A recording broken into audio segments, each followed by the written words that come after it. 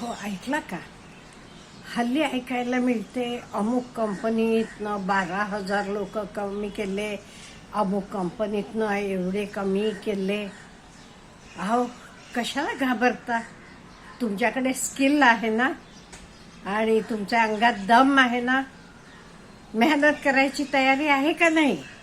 मग बिलकुल घाबरायचं कारण नाही. पहिली गोष्ट, तुमच्याकडे स्किल असलं की तुम्हाला कुठेही नोकरी लागेल.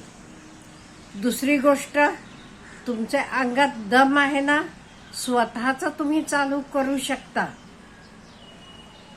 त्यामुळे ह्या गोष्टींचं अगदी असं बाऊ केला जातो आणि आजचे आपले तरुणाईला आणि डिप्रेशनमध्ये ढकललं जाते.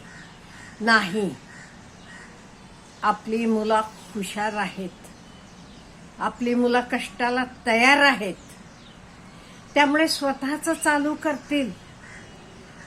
आणि एक तुम्हाला सांगू मी, कुठलंही आपण काम करताना फक्त एकच सोर्स ठेवून घ्यायचा नाही. आपले उत्पन्नाचा उगमस्थान एकच असता कामा नये. एक तुमचं मेन नोकरी आहे, त्याच्या बरोबर काही पॅसिव्ह पण आपण प्रिपेअर करत जायला पाहिजे. ऑफलाईन ऑनलाईन काहीही चालेल. त्याच्याशिवाय हळूहळू तुम्ही रिअल एस्टेटमध्ये घेऊन भाड्यानं दिलात की तर तुम्हाला भाडं येत असते. तुम्हाला लिहिता चांगलं येत असलं, लेखक असाल तर तुमचे लेखांचं मानधन तुम्हाला मिळत असते, तुम्ही पुस्तकं लिहू शकता. असं आपण एकच नव्हे, आपले आवडीप्रमाणे एकापेक्षा जास्त सोर्सेस ऑफ इन्कम आपण क्रिएट करायचे. म्हणजे आपल्याला कधी भीती वाटत नाही, ही नोकरी गेली जाऊ दे दुसरीकडे.